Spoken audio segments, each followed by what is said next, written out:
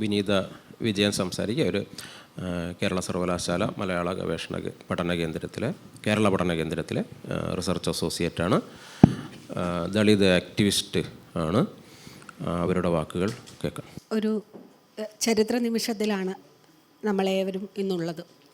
ആ ദിവസവും വളരെ പ്രത്യേകതയുള്ളതാണ്. ഗാന്ധി ജയന്തിയും പൂജ എടുക്കൽ, നവരാത്രി അവസാനം, പൂജ അവസാനം, അങ്ങനെയൊരു സാംസ്കാരികമായിട്ടുള്ള പ്രത്യേകതകൾ. അതേസമയം ഈ പുസ്തകത്തിലൂടെ ഈ മാധവൻ എന്ന ധിഷണാശാലിയായ എഴുത്തുകാരൻ എന്തിനെയാണോ അത്ര ആഴത്തിൽ എതിർത്തത്, ആ സനാതന സവർണ സാംസ്കാരിക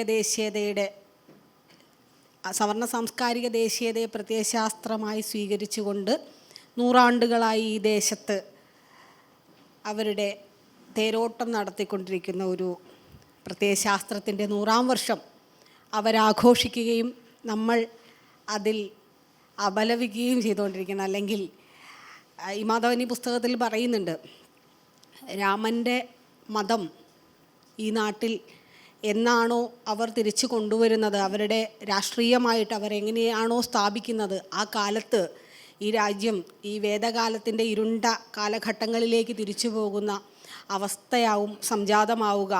അങ്ങനെ ഒരു കാലത്തെ നിങ്ങൾ കരുതിയിരിക്കുക എന്നുള്ള ആ മുന്നറിയിപ്പ് 90 വർഷങ്ങൾക്ക് മുമ്പേ.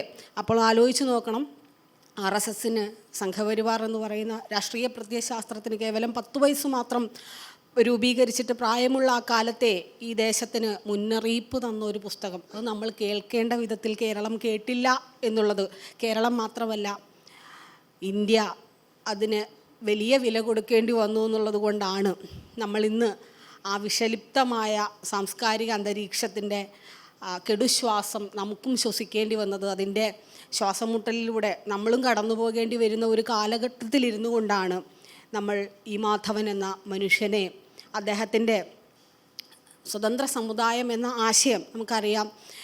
ഒരുപക്ഷെ കേരള നവോത്ഥാനത്തിൻ്റെയും കേരള ചരിത്രത്തിൻ്റെയും തന്നെ ഗതി നിർണ്ണയിച്ച സവിശേഷമായ ഒരു സാംസ്കാരിക ഘട്ടമായിരുന്നു അഖില കേരള തീയ യുവജന സംഘത്തിൻ്റെ സമ്മേളനം പട്ടണക്കാട്. ഞാൻ ആ നാട്ടുകാരി കൂടിയാണ്.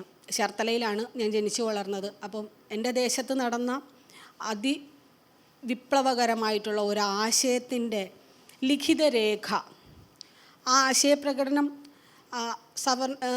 നമ്മൾ ഈ പറയുന്ന പുസ്തകത്തിൻ്റെ തലക്കെട്ടിൽ പറയുന്ന രീതിയിലുള്ള സ്വതന്ത്ര സമുദായം, ഈഴവർ ഹിന്ദുക്കളല്ല എന്ന പേരിലുള്ള ഒരു പ്രമേയമായിട്ട്, ആശയ പദ്ധതിയായിട്ട് ആ സമ്മേളനത്തിൽ അവതരിപ്പിക്കപ്പെടുകയും അത് പിന്നീട് ഒരു ലിഖിത രൂപത്തിലേക്ക്, പുസ്തക രൂപത്തിലേക്ക് മാറുകയും ചെയ്തതിൻ്റെ രേഖയാണ് നമ്മുടെ കൈകളിൽ ഈ ഇരിക്കുന്ന പുസ്തകം. നമുക്കറിയാം, ഇത് വെറും ഒരു പുസ്തകമല്ല.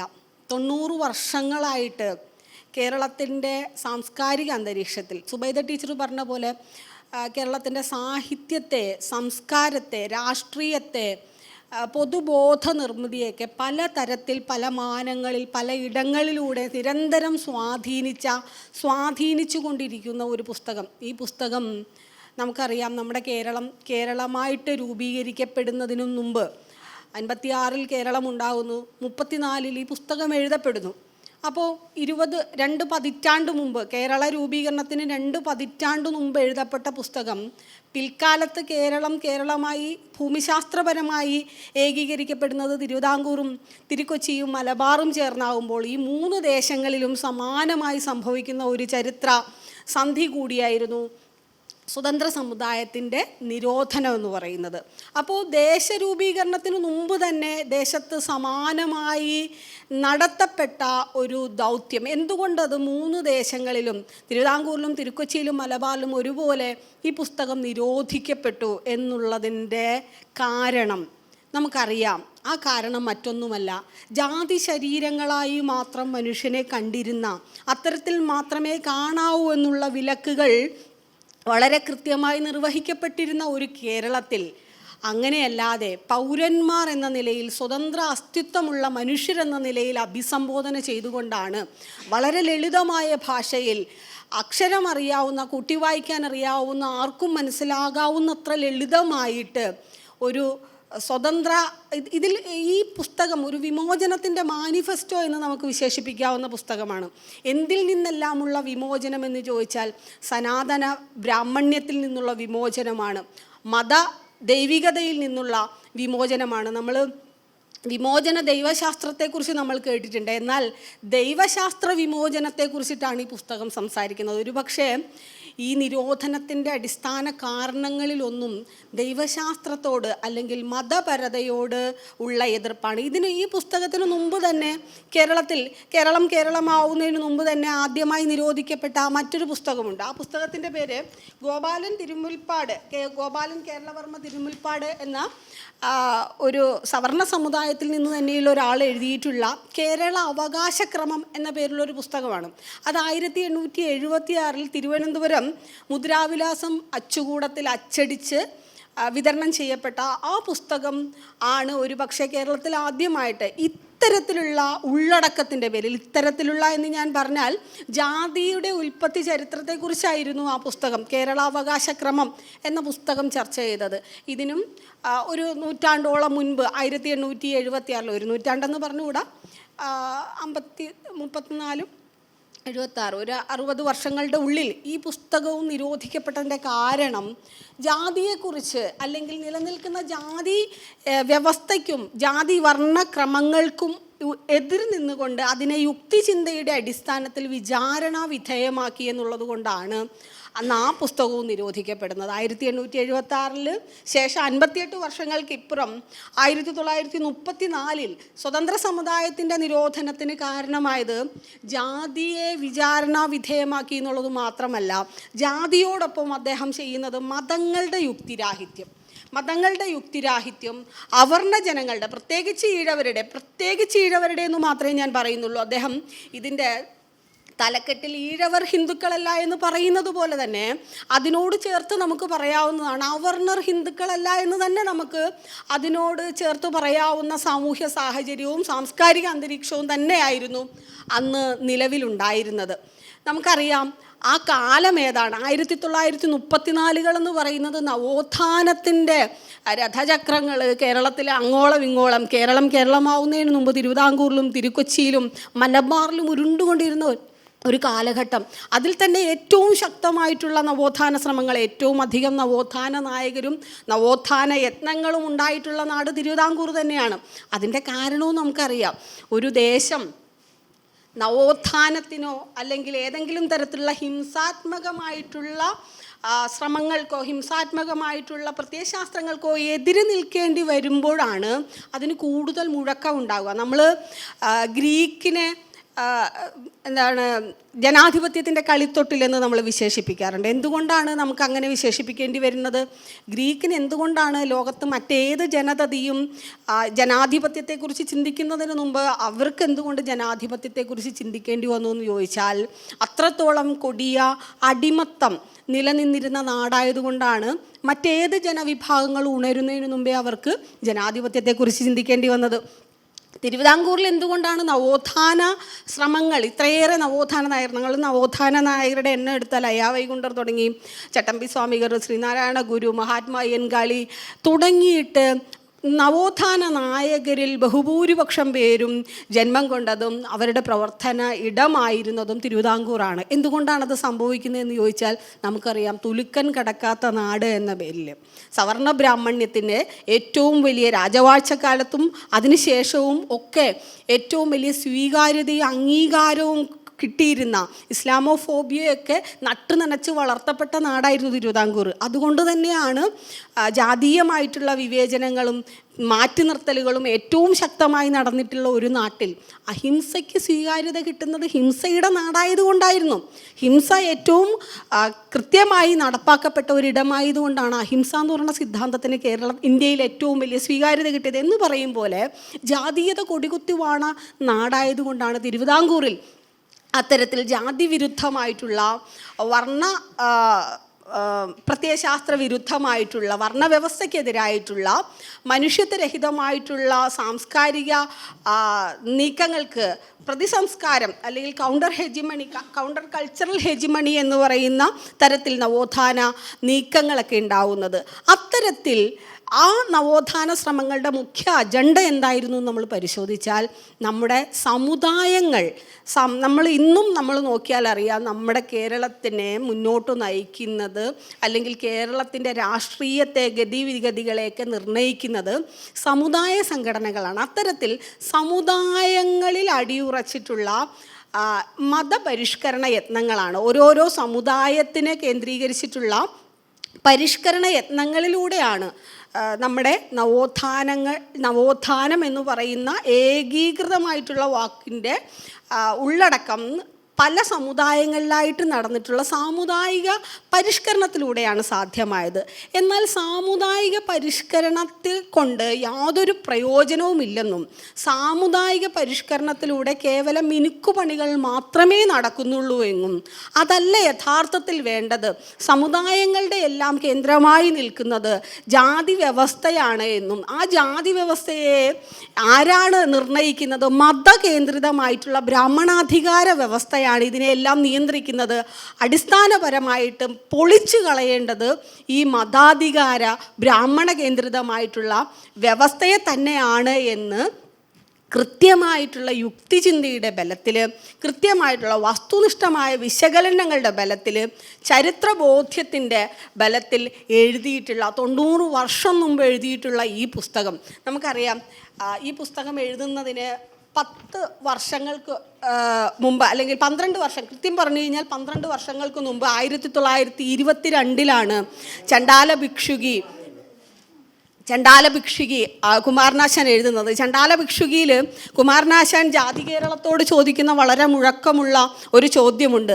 ആ ജാതി രക്തത്തിലുണ്ടോ, അസ്ഥി മജ്ജ ഇതുകളിലുണ്ടോ എന്നൊരു ചോദ്യം ആശാൻ ചോദിക്കുന്നുണ്ട്. ജാതി നിങ്ങളുടെ രക്തത്തിലാണോ ഉള്ളത് അതോ അസ്ഥിമജ്ജകളിലാണോ ഇരിക്കുന്നത് എന്നുള്ള ഒരു ചോദ്യം. അത് യഥാർത്ഥത്തിൽ ബുദ്ധനും രാജാവും തമ്മിലുള്ള സംവാദം, ചണ്ടാല ഭിക്ഷുകിയെ ഒരു ചണ്ടാലവർഗത്തിൽ ജനിച്ച ഒരു സ്ത്രീയെ ബുദ്ധമതത്തിലേക്ക് പരിവർത്തനം ചെയ്തതറിഞ്ഞ് പരാതിയുമായിട്ട് ചെല്ലുന്ന രാജപ്രമുഖൻ ബുദ്ധനുമായിട്ട് നടത്തുന്ന സംവാദത്തിൻ്റെ ഇടയിൽ ചോദിക്കപ്പെടുന്ന ഒരു ചോദ്യമാണ്, നിങ്ങളുടെ ജാതി എവിടെയാണ്? നിങ്ങളുടെ രക്തത്തിലാണോ മജ്ജയിലാണോ അടങ്ങിയിട്ടുള്ളത്? ഇത് യഥാർത്ഥത്തിൽ തിരുവിതാംകൂറിലെ രാജാക്കന്മാരോട് ആശാൻ ചോദിക്കുന്ന ചോദ്യവും കൂടിയാണ്. അത് സാഹിത്യപരമായിട്ടുള്ള വശം. എന്നാൽ ഈ ചോദ്യത്തിന് 10 വർഷത്തിന് ശേഷം ഈ മാധവൻ എഴുതുന്ന ഉത്തരം കൂടിയാണ്. നിങ്ങളുടെ ജാതി എവിടെയാണ് ഇരിക്കുന്നത്? രക്തത്തിലാണോ മജ്ജയിലാണോ അസ്ഥിയിലാണോ എവിടെയാണുള്ളതെന്ന് ആശാൻ പരിഹാസദ്യോതകമായി ജാതി കേരളത്തോട് ചോദിച്ച ആ ചോദ്യത്തിനുള്ള ഉത്തരം കൂടിയാണ് ഈ മാധവൻ സ്വതന്ത്ര സമുദായം എന്ന ഈ പുസ്തകത്തിലൂടെ എഴുതുന്നത്. അദ്ദേഹം പറയുന്നത് ആ ജാതി കുടികൊള്ളുന്നത് മതത്തിലാണ്. കൃത്യമായ ഉത്തരമാണ്. ഈഴവരെ അവർണരെ സംബന്ധിച്ചിടത്തോളം ആ മതം എന്ന് പറയുന്നത് ഹിന്ദു മതമാണ്. ജനനത്തെ അടിസ്ഥാനമാക്കി, ജനനത്തെ ആസ്പദമാക്കി മനുഷ്യനെ ഉന്നതനെന്നും അധമനെന്നും മധ്യമനെന്നും ഒക്കെ തിരിച്ച് വർഗീകരിച്ച് ഹൈറാർക്കിയലായിട്ട് ചിട്ടപ്പെടുത്തിയിട്ടുള്ള ആ ഹിന്ദു മതം, സനാതന ഹിന്ദുത്വമാണ് ഈ മജ്ജയിലും മാംസത്തിലും അസ്ഥിയിലും ഒന്നുമല്ല, ജാതി ഇരിക്കുന്ന ഇടത്താണ്. നിങ്ങൾ ജാതി എന്ന് പറയുന്നത് ഇരിക്കുന്നത് ഈ സനാതന ഹിന്ദുത്വത്തിലാണ് എന്നുള്ള കൃത്യമായ മറുപടി, ജാതീയതയുടെയും സകല വിവേചനങ്ങളുടെയും ആധാരമായത് ഈ പറയുന്ന സനാതന ഹിന്ദുത്വം തന്നെയാണ് എന്നുള്ള കൃത്യമായ മറുപടി. അദ്ദേഹം അതിൽ പറയുന്ന ഒരു വാചകമുണ്ട്, മണ്ണിൽ കൂടി നടക്കാനും കുളത്തിലിറങ്ങി കുളിക്കാനും സ്കൂളിൽ കയറി പഠിക്കാനും കച്ചേരികളിൽ കയറി നീതി വാങ്ങാനും തങ്ങളുടെ പൂർവികർക്ക് ആരോടാണോ പടവെട്ടേണ്ടി വന്നത് ആ ഹിന്ദുത്വ അടിമത്തത്തിൽ നിന്ന് പുറത്തു വരണം എന്നുള്ള ആഹ്വാനമാണ് വളരെ കൃത്യമായി ഈ പുസ്തകത്തിലൂടെ ഈ മാധവൻ നിർവഹിക്കുന്നത്. ഇതിന് സമാനമായി ഞാൻ ഈ പുസ്തകത്തിലൂടെ വായിക്കുമ്പോൾ എനിക്ക് പലയിടങ്ങളിലും ഞാൻ അംബേദ്കറെയാണ് ഓർത്തുകൊണ്ടിരുന്നത്. അംബേദ്കർ ഈ മാധവനും തമ്മിൽ കണ്ടിട്ടില്ല. പക്ഷേ ഈ പുസ്തകത്തിൽ പലയിടങ്ങളിലും അംബേദ്കറെ അദ്ദേഹം ആശയപരമായിട്ട് ഉദ്ധരിച്ചുകൊണ്ട് സംസാരിക്കുന്നുണ്ട്. അദ്ദേഹത്തിൻ്റെ വാചകങ്ങളെ അങ്ങനെ തന്നെ ചേർത്തുകൊണ്ട് സംസാരിക്കുന്നുണ്ട്. ഈ പുസ്തകം ഇറങ്ങിയിട്ട് 20 വർഷങ്ങൾക്ക് ശേഷമാണ് റിഡിൽസ് ഇൻ ഹിന്ദുയിസം എന്ന് പറയുന്ന ഡോക്ടർ അംബേദ്കറുടെ പുസ്തകം എഴുതപ്പെടുന്നത്. പക്ഷേ ആശയപരമായിട്ടുള്ള സാമ്യങ്ങൾ, ഈ മാധവൻ്റെ മലയാളം വായിക്കാനുള്ള സ്വതന്ത്ര സമുദായം എന്തായാലും ഡോക്ടർ അംബേദ്കർ വായിച്ചിട്ടുണ്ടാവില്ല. പക്ഷേ റിഡിൽസ് ഇൻ ഹിന്ദുയിസത്തിൽ കൃത്യമായിട്ട് ബ്രാഹ്മണാധികാരത്തെയും ഹിന്ദു മതത്തെയും സംരക്ഷിച്ചുകൊണ്ട് നടത്തുന്ന പരിഷ്കാര ശ്രമങ്ങളൊന്നും കൊണ്ട് കാര്യമില്ല. ബാബാ സാഹേബ് പറയുന്ന വാചകം ഇങ്ങനെയാണ്: നിങ്ങൾ എത്ര വെള്ളം ഒഴുക്കിക്കളഞ്ഞാലും തെളിഞ്ഞു വരാൻ പാകത്തിൽ ഒരു ഉറവയും ഹിന്ദു മതത്തിൽ അവശേഷിക്കുന്നില്ല. അതൊരു ചെളിവെള്ളത്തിൻ്റെ, ഒരു ചെളിവെള്ളം കെട്ടിക്കിടക്കുന്ന ഒരു ചെളിവെള്ളമാണ്, കെട്ടിക്കിടക്കുന്ന ഒരു ചെളിക്കുളം പോലെയുള്ള ഒരിടമാണ്, കെട്ടിക്കിടക്കുന്ന വെള്ളമാണ്. അതിൽ തെളിഞ്ഞു വരാൻ ഒരു ഉറവയും ബാക്കിയില്ല എന്ന് പറയുന്നുണ്ട് റിഡിൽസ് ഇൻ ഹിന്ദുയിസത്തിൽ. അത് വെറുതെ ഒരു പ്രസ്താവന പോലെ പറയുകയല്ല. അദ്ദേഹം പറയുന്നത് നമ്മൾ ഈ ഒരു മതത്തെ ഇങ്ങനെ നിലനിർത്തിക്കൊണ്ട് അതിൽ ചെയ്യുന്ന ഒരു പരിഷ്കാര ശ്രമങ്ങൾക്കും യാതൊരു കാര്യവുമില്ല. അതിൽ നിന്ന് സ്വാതന്ത്ര്യം പ്രഖ്യാപിക്കുക എന്നുള്ളത് മാത്രമാണ് വഴി. അത് അദ്ദേഹം നടപ്പിലാക്കുകയും ചെയ്യുന്നുണ്ട്. ലക്ഷക്കണക്കിന് അനുയായികളോടൊപ്പം ചേർന്ന് അദ്ദേഹം ബുദ്ധമതം സ്വീകരിച്ചുകൊണ്ട് അത്തരത്തിൽ താൻ മുന്നോട്ട് വെച്ച ആശയത്തിന് രാഷ്ട്രീയ സ്വീകാര്യതയും പ്രത്യയശാസ്ത്രപരമായിട്ടുള്ള ഒരു മുന്നൊരുക്കങ്ങളോടുകൂടി തന്നെ അതിന് വേണ്ടിയിട്ട് അദ്ദേഹം ഇറങ്ങി പുറപ്പെടുന്നുണ്ട്. എന്തായാലും ശരി, നമുക്ക് കാണാൻ പറ്റും ഈ ആശയങ്ങളിലെ ചിന്തയിലെ സമാനത. ലോകവിജ്ഞാനിയായ ബാബാ സാഹബ് ഡോക്ടർ അംബേദ്കറും അതുപോലെ തന്നെ വിജ്ഞാന തൃഷ്ണയും നമുക്ക് ഈ പുസ്തകത്തിലൂടെ നമ്മൾ കടന്നു പോകുമ്പോൾ നമുക്ക് കാണാൻ പറ്റും. അദ്ദേഹത്തിൻ്റെ ഉൾക്കാഴ്ച ഹിന്ദുത്വ വിമർശനത്തിൽ മാത്രമല്ല ഡോക്ടർ അംബേദ്കറുമായിട്ട് സാമ്യമുള്ളത് ഗാന്ധി വിമർശനം. കൃത്യമായിട്ട് ഗാന്ധിയിലെ സനാതന ഹിന്ദുത്വ സംരക്ഷകനെ തുറന്ന് കാണിക്കുന്നുണ്ട് ഈ പുസ്തകത്തിലും. അതുപോലെ തന്നെ റിഡിൽസ് ഇൻ ഹിന്ദുയിസത്തിലും അംബേദ്കർ ചിന്തയുടെ ഒരു പ്രധാനപ്പെട്ട ഘടകം തന്നെ ഗാന്ധി വിമർശനമാണ്. അതുപോലെ ബുദ്ധമതത്തിനോടുള്ള പ്രതിപത്തി, അത് രണ്ടുപേരും ഞാൻ ഈ സമാനതകളെ ചൂണ്ടിക്കാണിക്കുന്നത് ഈ മാധവനിലും ഡോക്ടർ അംബേദ്കറിലും സമാനമായിട്ടുള്ള ഇത്തരം ഘടകങ്ങൾ, അതുപോലെ ബ്രാഹ്മണാധികാര വ്യവസ്ഥയോട് പുലർത്തിയിരുന്ന അദ്ദേഹത്തിൻ്റെ എതിർപ്പ്, വൈജ്ഞാനികതയാണ് വിമോചനത്തിനുള്ള ആയുധം, വഴി എന്നുള്ള അദ്ദേഹത്തിൻ്റെ തുറന്നു പറച്ചിൽ, ഇത്തരം ഒരുപാട് ഘടകങ്ങൾ അദ്ദേഹത്തിനും ഡോക്ടർ അംബേദ്കറിനും സമാനമായി കാണുന്നതിൽ നിന്ന് ഞാൻ അതിൽ നിന്ന് വായിച്ചെടുക്കുന്ന ഒരു കാര്യം, ഈ ദേശീയ തലത്തിൽ ജനാധിപത്യവൽക്കരണം നമുക്കറിയാം. ഇന്ത്യ ആയിട്ടില്ല. ഈ മാധവൻ ഈ പുസ്തകം എഴുതുന്ന സമയത്ത് അതിനും 2 പതിറ്റാണ്ടുകൾക്ക് ശേഷമാണ് സ്വതന്ത്ര ഇന്ത്യ രൂപീകൃതമാവുന്നത്. ജനാധിപത്യത്തെക്കുറിച്ചുള്ള സങ്കല്പങ്ങൾ പോലും നമ്മുടെ ദേശത്ത് പ്രാപ്തമായിട്ടില്ലാത്ത ഒരു കാലത്ത് ഈ മാധവൻ ജനാധിപത്യ സങ്കല്പങ്ങളിൽ അടിയുറച്ചിട്ടുള്ള, ദേശീയ തലത്തിൽ അതിനു വേണ്ടിയിട്ട് നടത്തുന്ന അംബേദ്കർ ഉൾപ്പെടെയുള്ളവർ, അംബേദ്കറെ മാത്രമല്ല ഞാൻ പറയുന്നത്, അംബേദ്കർ ഉൾപ്പെടെയുള്ളവർ നടത്തുന്ന അത്തരം ശ്രമങ്ങളെ വളരെ കൃത്യതയോടെ നിരീക്ഷിച്ചിരുന്നു. അത് തൻ്റെ ചിന്താ പദ്ധതിയിലും പ്രവർത്തന പദ്ധതിയുടെയും ഭാഗമായും തൻ്റെ എന്താ പറയുക ലിഖിത രൂപത്തിൽ അത്തരം ഒരു പുസ്തകം എഴുതുമ്പോൾ അതിലെ ഉൾക്കൊള്ളലിൻ്റെ ഭാഗമായിട്ട് അത്തരം ചിന്തകളെ കൊണ്ടുവരികയും ചെയ്തിരുന്നു എന്നുള്ളത് ആ ചിന്താ പദ്ധതി ദേശീയ തലത്തിൽ രൂപപ്പെടുന്ന അതേ കാലഘട്ടത്തിൽ തന്നെ കേരളീയ സമൂഹത്തിൽ അതിനുണ്ടായിട്ടുള്ള പ്രത്യക്ഷ സ്വീകാര്യതയുടെ കൂടി അടയാളമായിട്ടാണ് ഞാൻ കാണുന്നത്. ഡോക്ടർ അംബേദ്കർ തന്നെ അദ്ദേഹത്തിൻ്റെ പുസ്തകങ്ങളിൽ പലയിടത്തും പറയുന്നുണ്ട്, റിഡിൽസ് ഇൻ ഹിന്ദുയിസത്തിന് ഇന്ത്യയിൽ തന്നെ ഇന്ത്യൻ ഭാഷകളിൽ ആദ്യമുണ്ടായ വിവർത്തനങ്ങളിലൊന്ന് മലയാളത്തിലാണ്. മലയാള ഭാഷയിൽ അതിൻ്റെ പ്രതികൾ അച്ചടിച്ച് വിതരണം ചെയ്യപ്പെട്ടു. അങ്ങനെ 24 വർഷത്തിന് ശേഷം റിഡിൽസ് ഇൻ ഹിന്ദുയിസത്തിന് സ്വീകാര്യത ഉണ്ടാക്കി കൊടുത്ത അത്തരത്തിൽ വിവർത്തനങ്ങൾ സ്വീകരിക്കപ്പെടുന്ന ഒരു ഇടമാക്കിയിട്ട്, വിവർത്തന രൂപത്തിലാണെങ്കിൽ പോലും ഹിന്ദു മതത്തിലെ പ്രഹേളികകളെക്കുറിച്ചുള്ള ചർച്ചകൾക്ക് 24 വർഷം മുമ്പേ സ്വതന്ത്ര സമുദായത്തിലൂടെ ഈ മാധവൻ ഒരുക്കി കൊടുത്ത ഒരിടം അത് നിസ്സാരമായിട്ടുള്ളൊരു കാര്യമല്ല. അംബേദ്കറൈറ്റ് ആശയ പദ്ധതികൾക്ക് സ്വീകാര്യത കിട്ടുന്നതിന് സമാനമായ ചിന്താഗതി അദ്ദേഹത്തിനു മുമ്പേ പുലർത്തുകയും അത് കേരളീയ സമൂഹത്തിൽ പ്രചരിപ്പിക്കുകയും ചെയ്ത ഈ മാധവനും വലിയ പങ്കാളിത്തമുണ്ടെന്ന് തന്നെയാണ് ഞാൻ അതിനെ മനസ്സിലാക്കുകയും ഉൾക്കൊള്ളുകയും ചെയ്യുന്നത്. അത് മാത്രമല്ല, നമുക്കറിയാം ഈ പുസ്തകം, ഞാൻ അധിക സമയം എടുക്കുന്ന കുഴപ്പമില്ല, ഈ പുസ്തകം നമുക്കറിയാം മതേതരമായിട്ടുള്ള യുക്തിസഹമായിട്ടുള്ള സമത്വാധിഷ്ഠിതമായ ഒരു സമൂഹ നിർമ്മിതി അദ്ദേഹം തന്നെ വിഭാവനം ചെയ്യുന്ന ഒരു നവസമൂഹ നിർമ്മിതി പ്രാപ്തമാക്കുക എന്നുള്ള ലക്ഷ്യത്തോടു കൂടിയാണ് അദ്ദേഹം ഈ സ്വതന്ത്ര സമുദായം എന്ന് പറയുന്ന രചന നടത്തുന്നത്. അതിൻ്റെ ലക്ഷ്യമായിട്ട് അദ്ദേഹം പറയുന്ന ഒരു വാചകം ഞാൻ അങ്ങനെ തന്നെ ഉദ്ധരിക്കുകയാണ്: യുക്തിക്കും നീതിക്കും ഒക്കാത്ത എന്തിനേയും എതിർത്ത് പൊടിപാറ്റുവാനുള്ള ചങ്കുറപ്പും തൻ്റെ ഇടവും നമ്മിൽ ഉണ്ടാകണം എന്നതാണ് ഈ പുസ്തക രചനയിലൂടെ ഞാൻ ലക്ഷ്യം വയ്ക്കുന്നത്.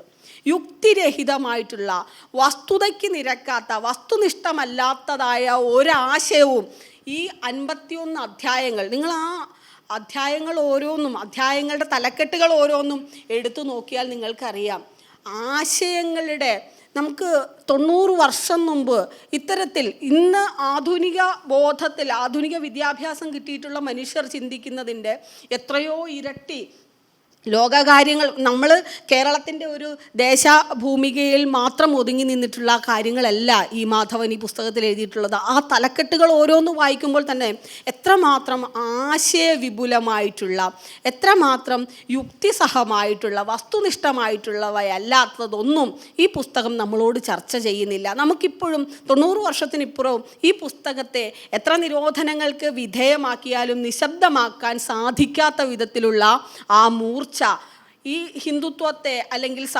സനാതന ഹിന്ദു പ്രത്യയശാസ്ത്രത്തെ കീറിമുറിക്കാനുള്ള യുക്തിബോധം, ഈ പുസ്തകത്തിൻ്റെ 35 അധ്യായങ്ങളും അദ്ദേഹം ഈ ഒരു ആശയത്തെ കേന്ദ്രീകരിച്ച് തന്നെയാണ് എഴുതിയിട്ടുള്ളത്. മതഭ്രാന്തിൻ്റെയും മതാന്ധതയുടെയും ഒക്കെ കാലത്ത്, യാഥാസ്ഥിതികത്വത്തിൻ്റെ കാലത്ത് തൻ്റെ പുസ്തകമോ താനോ സ്വീകരിക്കപ്പെടുമെന്നുള്ള ശുഭാപ്തി വിശ്വാസത്തിലൊന്നുമല്ല, ആക്രമിക്കപ്പെടും, കല്ലെറിയപ്പെടുമെന്നുള്ള ഉറപ്പോടുകൂടി തന്നെയാണ് ഭയരഹിതനായ ആ മനുഷ്യൻ ഇത് ചെയ്തിട്ടുള്ളത് എന്നുള്ളത് നമുക്ക് ആ പുസ്തകം വായിക്കുമ്പോൾ, ഇന്നും ഈ പുസ്തകത്തിനെ കുറിച്ചുള്ള ഒരു ചർച്ചയെക്കുറിച്ച് സോഷ്യൽ മീഡിയയിലോ സമൂഹ മാധ്യമങ്ങളിലോ എഴുതുമ്പോൾ പോലും ഈ പുസ്തകത്തിനെതിരായിട്ടുള്ള, അല്ലെങ്കിൽ ഈ ചിന്താഗതികൾക്കെതിരായിട്ടുള്ള, ഈ മാധവനെതിരായിട്ടുള്ള പോർവിളികളുമായിട്ട് വരുന്ന യാഥാസ്ഥിതികർ യാഥാർത്ഥ്യമാണ് എന്നിരിക്കെ, നമ്മൾ ഇപ്പോഴും അത് കണ്ടുകൊണ്ടിരിക്കുകയാണെന്നിരിക്കെ, അതെല്ലാം ഉണ്ടാകുമെന്നുള്ള ഉറപ്പുണ്ടായിട്ടും ഭയരഹിതമായിട്ട് അദ്ദേഹം ഇറങ്ങിത്തിരിച്ച ഒരു മഹായത്നത്തിൻ്റെ ലിഖിത രേഖയാണ്. അതാണ് ഞാൻ ആദ്യം പറഞ്ഞത്, ഇതൊരു വിമോചനത്തിൻ്റെ, ദൈവശാസ്ത്ര വിമോചനത്തിൻ്റെ മാത്രമല്ല, മതവിമോചനത്തിൻ്റെയും ജാതി വിമോചനത്തിൻ്റെയും അജ്ഞാന വിമോചനത്തിൻ്റെയും അയുക്തി വിമോചനത്തിൻ്റെയും, യുക്തിയില്ലാത്തതിനെ ഒന്നും നിങ്ങൾ സ്വീകരിക്കരുത് എന്ന് തന്നെയാണ് അദ്ദേഹം വായനക്കാരോട് ആഹ്വാനം ചെയ്യുന്നത്. സനാതന സവർണാധികാര വിമോചനത്തിൻ്റെ വിപ്ലവ മാനിഫെസ്റ്റോ തന്നെയാണ് ഈ ഒരു പുസ്തകം എന്നുള്ളതിൽ യാതൊരു സംശയവുമില്ല. അദ്ദേഹം എന്തുകൊണ്ട് ഈ പുസ്തകം എഴുതി, എന്താണ് അദ്ദേഹം ഈ പുസ്തകത്തിലൂടെ ലക്ഷ്യം വയ്ക്കുന്നത്? 2 കാര്യങ്ങളാണെന്നാണ് അദ്ദേഹം പറയുന്നത്. നാം ജീവിച്ചു എന്ന് ഇനിയുള്ള തലമുറയെങ്കിലും അറിയട്ടെ, അവർക്ക് നമ്മളെപ്പറ്റി ആദരവും സ്നേഹവും തോന്നട്ടെ. ഈ പുസ്തകം വായിക്കുന്ന യാതൊരുവനും യുക്തിചിന്തയും ബോധവും തലയിൽ വെളിച്ചവുമുള്ള ഒരാൾക്കും ഈ മാധവൻ എന്ന് പറയുന്ന മനുഷ്യനോട് ആദരവും ബഹുമാനവും തോന്നാതെ ഈ പുസ്തകം അടച്ചു വയ്ക്കാൻ സാധിക്കില്ല എന്നുള്ളതാണ് വസ്തുനിഷ്ഠമായിട്ടുള്ള കാര്യം. എത്രത്തോളം നിഷ്പക്ഷമായി നിന്ന് ഈ പുസ്തകം നിങ്ങൾ വായിക്കുന്നു, അത്രത്തോളം നിങ്ങൾക്ക് ആ മനുഷ്യനോട് ബഹുമാനം തോന്നുക തന്നെ ചെയ്യുമെന്നതിൽ യാതൊരു അർത്ഥശങ്കയുമില്ല. അധർമ്മവും അനീതിയും സാധുജനമർദ്ദനവും ഒരിടത്തും ഉണ്ടാകാൻ ഇടം കൊടുക്കരുതെന്ന പരമാദർശം കൊണ്ടു നടക്കുന്ന ഒരു യുവതയുടെ സൃഷ്ടിക്കായാണ് ഞാൻ ഈ പുസ്തകം എഴുതിയത്. അതുകൊണ്ടാണ് ഞാനിതിനെ വിമോചനത്തിൻ്റെ വിപ്ലവ മാനിഫെസ്റ്റോ എന്ന് വിശേഷിപ്പിച്ചത്. സാധുജനങ്ങൾ എന്ന് തന്നെയാണ് അദ്ദേഹം, ഡോക്ടർ അംബേദ്കർ, ബാബാ സാഹേബ് ഡോക്ടർ അംബേദ്കർ ദലിതർ എന്ന് സംബോധന ചെയ്ത, മഹാത്മാ അയ്യൻകാളി സാധുജനം എന്ന് സംബോധന ചെയ്ത അതേ ജനവിഭാഗത്തെ, അവർണ ജനവിഭാഗത്തെ തന്നെയാണ് അദ്ദേഹവും സാധുജനം എന്ന് അഭിസംബോധന ചെയ്യുന്നത്. അദ്ദേഹം പറയുന്നു, അധർമ്മവും അനീതിയും സാധുജനമർദ്ദനവും ഈ 3 സമൂഹത്തിൽ ഏറ്റവും കൃത്യമായി എതിർക്കപ്പെടേണ്ട തിന്മകളെന്ന് മനസ്സിലാക്കി അതിനു വേണ്ടിയിട്ട് ഇറങ്ങിപ്പുറപ്പെടുന്ന ഒരു യുവതയെ വാർത്തെടുക്കാൻ സാധിക്കുക, അതിനു വേണ്ടിയിട്ടുള്ള യത്നം, മരിച്ചു മണ്ണടിയും മുമ്പ് താൻ ഉൾപ്പെടുന്ന മാനവ സമുദായത്തിൻ്റെ ഉദ്ധാരണത്തിന് വേണ്ടി എന്തെങ്കിലും ചെയ്യണമെന്ന് ആഗ്രഹിക്കുന്ന ഓരോ മനുഷ്യനും വഴികാട്ടുന്ന ആ വെളിച്ചം തന്നെയാണ് അദ്ദേഹം ഈ ഒരു പുസ്തകത്തിലൂടെ കൊളുത്തി വച്ചിട്ടുള്ളത്. ദൈവം പറഞ്ഞു തരാത്ത പുസ്തകമാണിതെന്ന് അദ്ദേഹം പറയുന്നുണ്ട്. ദൈവാനുഗ്രഹം തീരെ ഇല്ലാത്ത പുസ്തകമാണിതെന്ന് അദ്ദേഹം പറയുന്നുണ്ട്. ആ ദൈവാനുഗ്രഹം ഇല്ലായ്മ തന്നെയാണ് ഈ പുസ്തകത്തിൻ്റെ ഐശ്വര്യം എന്ന് പറയുന്നത്. അത്തരത്തിൽ യുക്തിസഹമായിട്ടുള്ള ഒരു പുസ്തകം. അതുകൊണ്ട് തന്നെ ഈ പുസ്തകത്തിന് മനുഷ്യരുടെ അനുഗ്രഹവും മനുഷ്യരുടെ സ്വീകാര്യതയുമാണ് വേണ്ടത്. മനുഷ്യൻ എന്ന വാക്കിന് വില കൽപ്പിക്കുന്ന മനുഷ്യരുടെ സ്വീകാര്യതയുള്ളിടത്തോളം ദൈവാനുഗ്രഹങ്ങൾക്കൊക്കെ ഉപരിയായിട്ട് ഈ പുസ്തകം നിലകൊള്ളുക തന്നെ ചെയ്യും. ഇന്ന് അക്ഷരപൂജ നടക്കുന്ന ദിവസം നമ്മൾ ഈ പുസ്തകം ചർച്ചയ്ക്കെടുക്കുന്നത് അതുകൊണ്ട് തന്നെയാണ്. യുക്തിചിന്ത, ബോധം എന്നുള്ളത് നമ്മൾ അക്ഷരജ്ഞാനം, അറിവിനെ കുത്തകയാക്കി വെച്ചിരുന്ന മനുഷ്യരുടെ കയ്യിൽ നിന്ന് വിപ്ലവത്തിലൂടെയും വിമോചന സിദ്ധാന്തങ്ങളിലൂടെയും തന്നെ അത് പിടിച്ചു വാങ്ങിയ ഒരു ജനതയ്ക്ക് വേണ്ടി ജീവിതകാലം മുഴുവൻ ശബ്ദിച്ച ഒരു മനുഷ്യന് വേണ്ടിയിട്ട് ഇതേ ദിവസം തന്നെയാണ് നമ്മൾ തിരഞ്ഞെടുക്കേണ്ടത് എന്നുള്ളതും കാലത്തിൻ്റെ ഒരു കാവ്യനീതി തന്നെയാണ്. എന്തായാലും ശരി, സ്വതന്ത്ര സമുദായം എന്താണ് വായനക്കാരോട് ആഹ്വാനം ചെയ്യുന്നത് എന്നുള്ളത് ഈ ചർച്ചയുടെ അവതരണ സമയത്ത് പറഞ്ഞു കഴിഞ്ഞിട്ടുണ്ട്. മതം നല്ലതോ ചീത്തയോ, അതുകൊണ്ട് എന്തെങ്കിലും പ്രയോജനമുണ്ടോ ഇല്ലയോ എന്നുള്ള ചർച്ചകളൊക്കെ പാഴ്വാദങ്ങളാണ്. അതൊക്കെ നമ്മൾ തള്ളിക്കളയേണ്ട കാലം കഴിഞ്ഞിരിക്കുന്നു. അതിനെക്കുറിച്ചൊന്നുമല്ല നിങ്ങൾ ചർച്ച ചെയ്യേണ്ടത്. ഇന്നത്തെ സ്ഥിതി നോക്കിക്കാണൂ, സ്വതന്ത്രമായി ചിന്തിക്കൂ എന്നാണ് അദ്ദേഹം അന്നത്തെ വായനക്കാരോട് മാത്രമല്ല ഇന്നത്തെ വായനക്കാരോടും പറയുന്നത്. ഇന്നത്തെ സ്ഥിതി നോക്കിക്കാണൂ എന്നാണ്. നിങ്ങൾ ചരിത്രത്തിലെ നീതികേടുകളെക്കുറിച്ച് പറഞ്ഞുകൊണ്ടിരിക്കേണ്ട കാര്യമില്ല, അത് കഴിഞ്ഞ കാലമാണ്. പക്ഷേ ആ നീതികേടുകൾ ഇന്നും തുടരുന്നുണ്ടെങ്കിൽ അതിനെക്കുറിച്ച് പറയുക തന്നെ വേണം എന്നാണ് അദ്ദേഹം കൃത്യമായി എഴുതി വച്ചിട്ടുള്ളത്. അദ്ദേഹം പറയുന്ന 2 വാചകങ്ങൾ ഏറെ മുഴക്കമുള്ള 2 വാചകങ്ങളാണ്. സ്വതന്ത്ര ചിന്ത, ഭീതിരാഹിത്യം. ഒരു രാഷ്ട്രം, ജനാധിപത്യ രാഷ്ട്രം, അതിൻ്റെ പൗരന്മാരെ പഠിപ്പിക്കേണ്ട ഏറ്റവും കനമുള്ള 2 വാചകങ്ങൾ തന്നെയാണ് സ്വതന്ത്ര ചിന്തയും നീതിരാഹിത്യവും. നമുക്കറിയാം, സ്വതന്ത്ര ചിന്തയ്ക്കും ശാസ്ത്രാവബോധത്തിനുമൊക്കെ എതിരായിട്ട് ഭരണകൂടം തന്നെ പ്രവർത്തിച്ചു കൊണ്ടിരിക്കുന്ന ഒരു കാലത്ത്, ആൾദൈവങ്ങളെ ആരവങ്ങളോടും ആർപ്പുവിളികളോടും മാലയിട്ട് സ്വീകരിക്കുന്ന ഒരു കാലത്ത് അതിനു വേണ്ടിയെല്ലാം ശബ്ദിച്ച, അതും ഭരണഘടനയിൽ സയൻറ്റിഫിക് ടെമ്പർ പ്രൊമോട്ട് ചെയ്യാനായിട്ട് ഉത്തരവാദിത്തപ്പെട്ട അതേ ഭരണഘടന തന്നെ തൊട്ട് സത്യപ്രതിജ്ഞ ചെയ്ത മന്ത്രിമാരുൾപ്പെടെയുള്ളവർ അതിനെല്ലാം വിരുദ്ധമായിട്ടുള്ള ഇടങ്ങളിൽ സവർണത്വത്തെയും സനാതന ഹിന്ദുത്വത്തെയും എങ്ങനെയെല്ലാം പ്രീണിപ്പിക്കാമെന്ന് ഭരണകൂടങ്ങൾ തന്നെ ആവർത്തിച്ച് പദ്ധതി ആവിഷ്കരണങ്ങളും പ്രവർത്തന പഥത്തിലേക്കുള്ള അതിൻ്റെ പ്രയാണങ്ങളുമൊക്കെ നിരന്തരം തുടർന്നുകൊണ്ടിരിക്കുന്ന ഒരിടത്ത് ഇതിന് ഉത്തരവാദിത്തപ്പെട്ടവർ നമ്മൾ കൂടിയാണ്. ഇന്ത്യൻ ഭരണഘടനയിലും ജനാധിപത്യത്തിലും സ്വതന്ത്ര ചിന്തയിലും ഭയരഹിതരായി വിശ്വസിക്കുന്ന, ഭയമുണ്ടെങ്കിൽ നമുക്കിതിനൊന്നും സാധിക്കില്ല. പക്ഷേ ഭയരഹിതരായി നമ്മൾ അതിനെയെല്ലാം പിന്തുടരാൻ ആഗ്രഹിക്കുന്നുണ്ടെങ്കിൽ നമുക്കൊരിക്കലും സ്വതന്ത്ര സമുദായം എന്നുള്ള ഈ പുസ്തകത്തെ തള്ളിക്കളയാനോ ആ പുസ്തകത്തെ ചർച്ചയ്ക്കെടുക്കാതിരിക്കാനോ സാധിക്കില്ല എന്നുള്ളത് കൂടി കൊണ്ടാണ് നമ്മൾ ഈ പുസ്തകത്തെ ഇന്ന് ഇത്ര വിശദമായിട്ടുള്ള ഒരു സെമിനാർ ഉൾപ്പെടെ, അതുമാത്രമല്ല ഇതിൻ്റെ പുനഃപ്രസിദ്ധീകരണം കൂടി, അതൊരു ചരിത്ര ദൗത്യം തന്നെയാണ്. പലതവണ ഭരണകൂടങ്ങൾ അവരുടെ നിയമാവലികളാലും നിരോധനത്താലും നിശബ്ദമാക്കാൻ ശ്രമിച്ച ഒരു പുസ്തകത്തിന് ശബ്ദം നൽകാനുള്ള ഉത്തരവാദിത്വം ആ ആശയഗതികളെ, ചിന്താമണ്ഡലത്തെ പിൻപറ്റുന്ന മനുഷ്യർക്കുണ്ട്. ആ ഉത്തരവാദിത്വം ഏറ്റെടുക്കുക എന്നുള്ളൊരു ദൗത്യം കൂടി ഇവിടെ നടത്തപ്പെടുന്നുണ്ട്. അത്തരത്തിൽ സ്വതന്ത്ര ചിന്തയുടെയും സ്വപ്രത്യയസ്ഥൈര്യത്തിൻ്റെയും സ്വന്തം പ്രത്യയശാസ്ത്രത്തിൽ തൻ്റെ തിരിച്ചറിവിൽ ഉറച്ചു നിൽക്കാനുള്ള ആ ചിന്താ സ്ഥൈര്യത്തിൻ്റെ, ധൈര്യമല്ല സ്ഥൈര്യം, ആ സ്ഥൈര്യത്തിൻ്റെയും ബലം നമ്മുടെ യുവതയ്ക്ക്, അദ്ദേഹം പറയുന്നത് പോലെ തന്നെ നമ്മുടെ യുവതയ്ക്ക് പകർന്നു കൊടുക്കാനുള്ള ഉത്തരവാദിത്വം നമുക്ക് ഓരോരുത്തർക്കുമുണ്ട്. അവർണ്ണ ജനതയെ അഗണ്യ പരകോടിയിലാക്കിയതിന് കാരണക്കാരായിട്ടുള്ള ആളുകൾ ഇപ്പോഴും ചെട്ടിക്കുളങ്ങരയിലും കൂടൽമാണിക്യത്തിലുമൊക്കെ ആയിട്ട് അവരുടെ പ്രത്യയശാസ്ത്രം എന്താണെന്നും അവരുടെ മാനിഫെസ്റ്റോ എന്താണെന്നും അത് സവർണ ബ്രാഹ്മണ്യത്തിൽ നിന്നൊട്ടും പുറകോട്ട് പോയിട്ടില്ല എന്നുമൊക്കെ നമ്മൾ കണ്ടുകൊണ്ടിരിക്കുമ്പോൾ ഇനിയും ഈ അവർണ മനുഷ്യർ അല്ലെങ്കിൽ അവർണ ജനകോടികൾ ഇവർ നിന്ദ്യതയുടെ പരകോടിയിലേക്ക് എന്തിനെ ഉപയോഗിച്ച് തള്ളിക്കളഞ്ഞോ അതിൽ പിടിച്ചു പറ്റാനായിട്ട് ഇനിയും ശ്രമിക്കേണ്ടതില്ല എന്ന് അത് നമുക്ക് ഗുരു കാണിച്ചു തന്നിട്ടുണ്ട്. ആ വഴി നമുക്ക് ബാബാ സാഹബ് ഡോക്ടർ അംബേദ്കർ കാണിച്ചു തന്നിട്ടുണ്ട്. അദ്ദേഹം ആദ്യകാലങ്ങളിലൊക്കെ ക്ഷേത്രപ്രവേശന ശ്രമങ്ങൾക്കും യത്നങ്ങൾക്കും ഒക്കെ വേണ്ടിയിട്ട് നടന്നിട്ടുണ്ട്.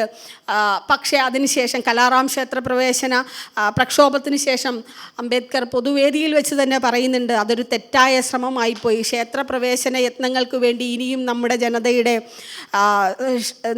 അധ്വാനവും സമ്പത്തും ഒന്നും വിനിയോഗിക്കേണ്ടതില്ല, അത് തെറ്റായ തീരുമാനമായിപ്പോയി എന്ന് അംബേദ്കർ പറയുന്നുണ്ട്. അതുതന്നെ ഗുരുവും പറയുന്നുണ്ട്. ആദ്യകാലങ്ങളിൽ പ്രതിഷ്ഠ നടത്തിയിട്ടുള്ള ബിംബപ്രതിഷ്ഠ നടത്തിയിട്ടുള്ള ക്ഷേത്രങ്ങളിൽ പിൽക്കാലത്ത് അദ്ദേഹത്തിന് ക്ഷേത്രപ്രതിഷ്ഠകൾക്കായി വിളിച്ചപ്പോൾ അദ്ദേഹം പറഞ്ഞതും, ഞാൻ ഇനി ദൈവപ്രതിഷ്ഠകളിലേക്കില്ല, അവസാനം കണ്ണാടി പ്രതിഷ്ഠ നിർബന്ധം സഹിക്കവയ്യാതെ നീ തന്നെയാണ് ദൈവം, നിന്നെ തന്നെയാണ് മനുഷ്യ, നീയാണ് നിനക്ക് ഏറ്റവും വലിയ ആദർശ രൂപമെന്ന് കാണിച്ചു കൊടുത്ത, അത് പ്രതീകാത്മകമായി കാണിച്ചു കൊടുത്തപ്പോഴും അതിനെ ദൈവതുല്യമായിട്ട് ആരാധിക്കുകയും ആ ആരാധനാമൂർത്തിയെ തന്നെ, അതായത് ആ ആശയത്തെ മുൻനിർത്തി എന്തിനെയാണോ നിൻ്റെ ദൈവം നീ തന്നെയാണെന്ന് പറഞ്ഞ ഗുരുവിനെ തന്നെ ദൈവമാക്കി കളയുകയും അത്തരത്തിലുള്ള തിരിഞ്ഞുപോക്കിലേക്ക് പോവുകയും ചെയ്ത ഒരു ജനതയുടെ പ്രത്യക്ഷ രൂപങ്ങൾ നിരന്തരം ആവർത്തിച്ച് കാണേണ്ടി വരുന്ന ഒരു കാലഘട്ടത്തിൽ നിന്നുകൊണ്ട് മതേതര മാനവികതാവാദം, നമ്മൾക്കറിയാം മതനിരപേക്ഷതയല്ല,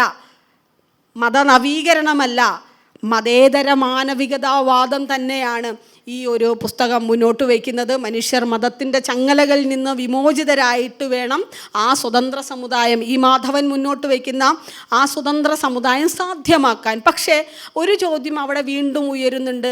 അദ്ദേഹം മുന്നോട്ട് വയ്ക്കുന്ന ഈ സ്വതന്ത്ര സമുദായം ഈഴവർ എന്ന് പറയുന്ന ഒരു ജനവിഭാഗത്തെ മാത്രം ഉദ്ദേശിച്ചുകൊണ്ടുള്ളതാണോ എന്നൊരു ചോദ്യം. അതിന് അദ്ദേഹം തന്നെ കൃത്യമായ മറുപടി പുസ്തകത്തിൽ പറയുന്നുണ്ട്. അല്ല, മതത്തോടും പുരോഹിത മേധാവിത്വത്തോടും പോരാടുവാൻ സന്നദ്ധരായി വരുന്ന ഏതു സമുദായക്കാരും സ്വതന്ത്ര സമുദായം എന്ന പരികൽപ്പനയുടെ പരിധിയിൽ ഞാൻ പെടുത്തും. അതാണ് നമ്മൾ മനസ്സിലാക്കേണ്ടത്. ഈഴവർ ഹിന്ദുക്കളല്ല എന്നുള്ള ആ ടാഗ്ലൈൻ കണ്ട് ഇത് ഈഴവരെ മാത്രം സംബന്ധിക്കുന്ന കാര്യമാണ് എന്ന് വിചാരിച്ച് പുറകോട്ട് പോകുന്നവർ സ്വയം ചോദിക്കുക, നിങ്ങൾ പോരാടുവാൻ തയ്യാറാണോ? ആരോട് പോരാടുവാൻ? അവർ മതപുരോഹിത മേധാവിത്വത്തോട്, മതത്തോട് തന്നെയും പോരാടുവാൻ നിങ്ങൾ തയ്യാറാണെങ്കിൽ നിങ്ങളും എന്തിൻ്റെ പരിധിയിൽ വരും? സ്വതന്ത്ര സമുദായം എന്ന പരികൽപ്പനയുടെ പരിധിയിൽ വരുമെന്ന് തന്നെയാണ് ഈ മാധവൻ എഴുതുന്നത്. സ്ഫോടനാത്മകമായ വൈജ്ഞാനിക സമൃദ്ധി കൊണ്ട് സമ്പന്നമായിട്ടുള്ള ഒരു പുസ്തകം. ഈ പുസ്തകത്തിൻ്റെ തലക്കെട്ടുകളെക്കുറിച്ച് ഞാൻ ആദ്യം പറഞ്ഞു. തലക്കെട്ടുകൾ പോലെ തന്നെ ഉള്ളടക്കത്തിൻ്റെ കാര്യത്തിൽ ഈ ഈഴവർ ഹിന്ദുക്കളല്ല എന്ന് ഉള്ള ഒരു ഏറ്റവും പ്രധാനപ്പെട്ടതും ഏറ്റവും പ്രഥമവുമായ അധ്യായത്തിന് ശേഷം അദ്ദേഹം ഈഴവർ എന്തുകൊണ്ട് ഹിന്ദുക്കളായി തുടരേണ്ടതില്ല എന്നാണ് പിന്നീട് വരുന്ന 35 അധ്യായങ്ങളിലും പറയുന്നത്. ഒരു കാര്യം പ്രസ്താവനയായി പറഞ്ഞു വയ്ക്കുകയല്ല, യുക്തിസഹമായി അതിനെ സ്ഥാപിക്കുക എന്നുള്ളത് നിസ്സാരമായ കാര്യമല്ല. അത് ഒരർത്ഥത്തിൽ ബോധവൽക്കരണത്തിനുള്ള യത്നമാണ്. ആ ബോധം നമുക്ക് വന്നിട്ടുണ്ടോ ഇല്ലയോ, ആ ബോധം സ്വീകരിക്കാനുള്ള നിലവാരത്തിലേക്ക് കേരളം പരുവപ്പെട്ടിരുന്നോ ഇല്ലയോ, അതിനിനിയും എത്ര കാലമെടുക്കും എന്നുള്ളതൊക്കെയാണ് നമ്മൾ ഇനി ചർച്ച ചെയ്യേണ്ട വിഷയം.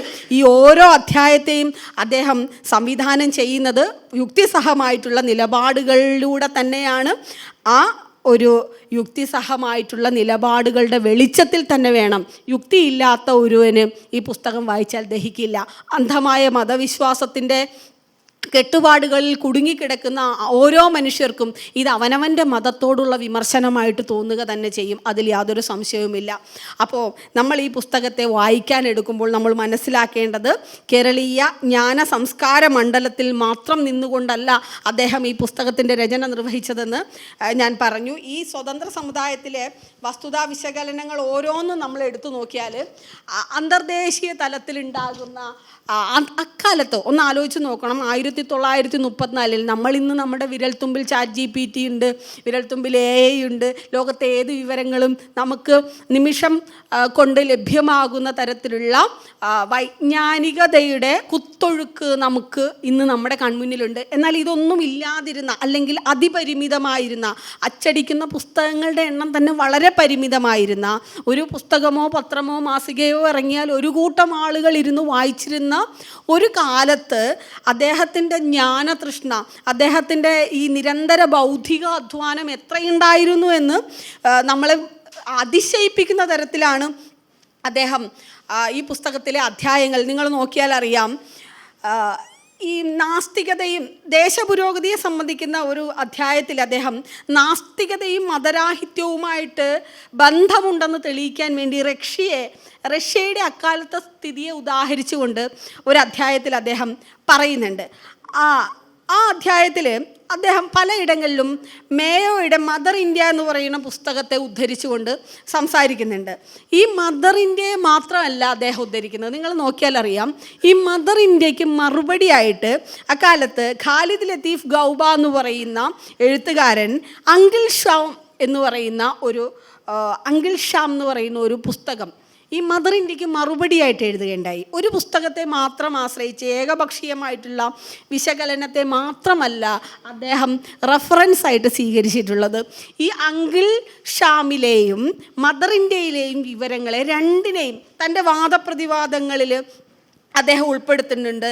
അതുപോലെ തന്നെ ആധുനിക സയൻസിൻ്റെ പ്രവാചകനായിട്ടുള്ള ബ്രൂണോയെ ചുരുക്കാം ഓക്കെ അപ്പോൾ ഇങ്ങനെ കബോഡിഫോറിയിൽ വെച്ച് ബ്രൂണോയെ പച്ചയ്ക്ക് കത്തിച്ച് കളഞ്ഞ അത് നിങ്ങൾ ആ പുസ്തകം വായിക്കുമ്പോൾ നിങ്ങൾക്കറിയാം മതം എങ്ങനെയാണ് ശാസ്ത്രത്തിനെതിരെ നിന്നതെന്ന് സൂചിപ്പിക്കാൻ വേണ്ടി അദ്ദേഹം ഉദാഹരണമായിട്ട് കാണിക്കുന്നത് ബെർട്രാൾഡ് റസ്സലിൻ്റെ പിതാമഹനെ 14 വർഷം തടവ് ശിക്ഷയ്ക്ക് വിധിച്ചതിനെ, അതുപോലെ വാൾട്ടയറോടും റിഡ്ലായോടും ഇർസോളിനോടും ഒക്കെ മത പുരോഹിത്വം അല്ലെങ്കിൽ മതമേധാവിത്വം കാണിച്ച ക്രിസ്തുമതം കാണിച്ചിട്ടുള്ള ശാസ്ത്രവിരുദ്ധതയുടെ ഭാഗമായിട്ട് കാണിച്ചിട്ടുള്ള പീഡനങ്ങളെ എണ്ണമിട്ട് പറഞ്ഞുകൊണ്ട്.